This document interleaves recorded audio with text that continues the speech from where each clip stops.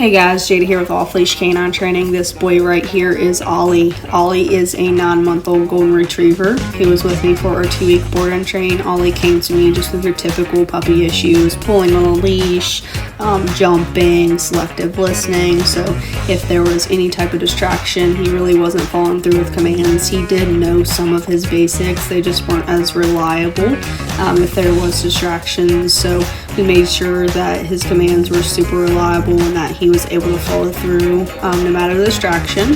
So as you can see here, we are off leash in Lowe's and he's doing a fantastic job. So I hope you guys enjoy the rest of his after video.